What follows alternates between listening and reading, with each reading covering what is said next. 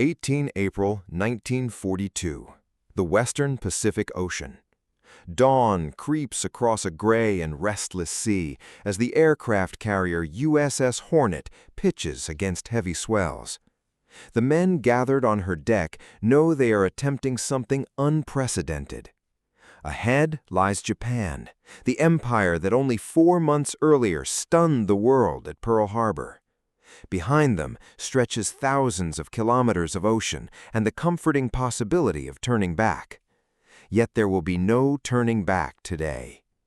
16 North American B-25 Mitchell bombers sit improbably on the carrier's deck, their twin engines silent, their wings folded only by imagination and determination. Each aircraft is more than 16 meters long, weighs roughly 15 tons when loaded, and was never designed to operate from a ship. Naval aviators watch with disbelief. Army airmen pace nervously beside their machines. The sea spray coats everything with salt. Suddenly, the horizon changes. A Japanese patrol boat has spotted the task force earlier than expected.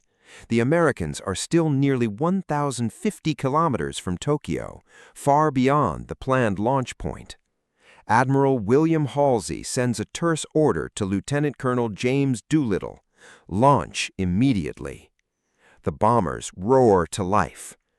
One by one, they accelerate along a deck barely long enough for safe takeoff.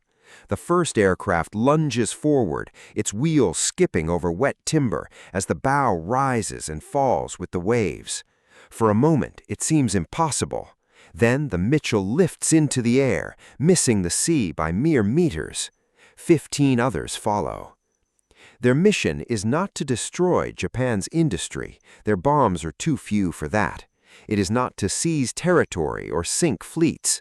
Instead, the raid aims to strike at something less tangible, yet potentially more important: confidence. Japanese citizens believe their homeland is beyond the reach of enemy attack. Their leaders believe geography guarantees security. Within hours, both assumptions will shatter. The story of the Doolittle Raid is remembered as a daring gamble, but its deeper significance lies elsewhere. It proved that innovation, audacity, and psychological warfare could reshape a conflict even when the physical damage seemed small. The need for such a mission emerged from humiliation and urgency. On 7 December 1941, Japan attacked Pearl Harbor, sinking or damaging 8 battleships and killing more than 2,400 Americans. The United States entered the war angry, shocked, and eager for retaliation. Yet retaliation appeared impossible. Japan sat thousands of kilometers from American bases. Conventional bombers lacked the range to strike and return safely. Aircraft carriers could launch fighters and dive bombers, but those aircraft carried limited payloads and required relatively short distances to targets. No one had ever attempted to launch medium bombers from a carrier, attack an enemy capital, and then fly onwards to friendly territory. Military planners examined maps and calculations that simply did not add up. A B-25 Mitchell required approximately 450 meters for takeoff under normal circumstances. The Hornet's deck measured just 247 meters. Fuel capacity posed another challenge. Flying from the carrier to Japan and then onwards to China meant traveling nearly 3,900 kilometers, close to the aircraft's maximum range, even under ideal conditions. Every existing solution failed. Long-range bombers could not reach Japan. Carrier aircraft lacked the striking power. Submarines carried too little ordnance. The challenge seemed absurd. Place large bombers on a moving ship, launch them in rough seas, strike heavily defended targets, and escape across enemy territory. Yet impossible problems sometimes inspire creative minds. The concept originated with Captain Francis Lowe of the United States Navy, who noticed aircraft practicing takeoffs from runways painted to resemble carrier decks. The idea soon reached Army Air Force's planners, eventually Lieutenant Colonel James Doolittle, one of America's most accomplished aviators. Doolittle was not merely a pilot. He held advanced engineering qualifications and had helped pioneer instrument flying. Under his supervision, engineers modified 16 B-25B bombers. Extra fuel tanks replaced equipment deemed not necessary. Defensive armament was reduced. Some aircraft carried wooden mock machine guns painted black to intimidate enemy fighters. Every kilogram mattered. The modifications increased fuel capacity to more than 4,300 liters. Crews practiced short takeoffs repeatedly at airfields in Florida and California. Pilots learned to lift off at speeds barely above stall velocity, coaxing heavy bombers into the sky with delicate control inputs. Manufacturing itself was not secret. Thousands of B-25 Mitchells rolled from factories in Kansas City and California during the war. However, the precise modifications applied to the Raid aircraft remained closely guarded until after the mission. Exact specifications vary between records, reflecting wartime secrecy and hurried alterations. Imagine balancing a fully loaded lorry on a football pitch and demanding it become airborne before reaching halfway. That approximates the challenge facing these crews.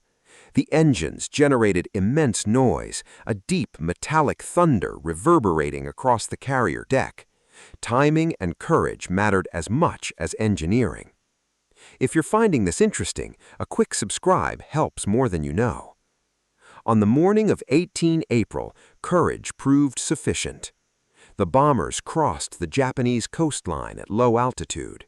Crews targeted military factories, dockyards, oil storage sites, and industrial districts in Tokyo, Yokohama, Nagoya, and Kobe. Anti-aircraft fire erupted. Searchlights scanned the skies despite daylight confusion. Civilians stared upward in disbelief. The physical destruction remained modest. Estimates suggest fewer than 100 buildings suffered major damage.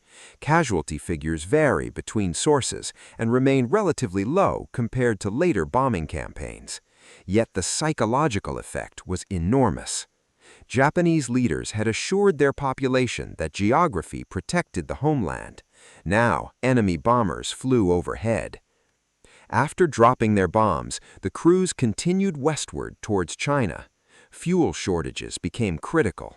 Most aircraft crashed or were abandoned after crews parachuted into darkness and poor weather. Chinese civilians and resistance groups helped many airmen evade capture, often at terrible cost. Japanese reprisals against Chinese communities later killed tens of thousands of civilians, although exact numbers remain debated. Compared to later strategic bombing operations, the Doolittle Raid was tiny. German bombers such as the Heinkel-Heine 111 carried comparable payloads but lacked the flexibility demonstrated here.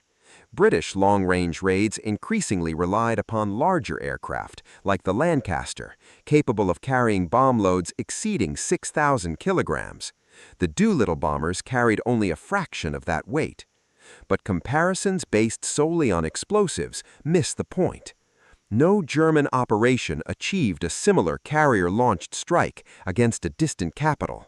No British raid required medium bombers to launch from a pitching warship and continue across hostile territory without returning.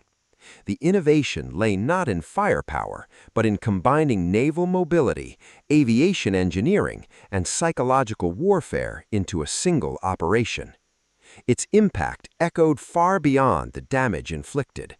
Japanese military leaders redirected fighter squadrons and resources towards homeland defense. Historians argue the raid contributed indirectly to Japan's decision-making before the Battle of Midway, one of the war's decisive turning points. The extent of that influence remains debated, yet few dispute the raid altered strategic thinking. For Americans, the effect was immediate. Newspapers celebrated the mission as proof that Japan could be reached. Morale surged. Doolittle himself feared failure and expected court-martial proceedings, believing the modest damage inadequate. Instead, he received the Medal of Honor. Today, surviving B-25 Mitchell bombers reside in museums across the United States. The memory of the raid endures not because of what was destroyed, but because of what was challenged. And so the scene returns to that restless ocean on 18 April 1942. 16 bombers balanced on a carrier deck, 16 crews staring towards uncertainty. A mission conceived from desperation and executed through skill, improvisation, and extraordinary nerve. They could not win the war in a single morning. They could not cripple Japan. They could not even guarantee their own survival. But they achieved something rarer. They changed perceptions. They proved distance was not safety. They demonstrated that morale could be attacked as surely as factories and fleets. Above all, they reminded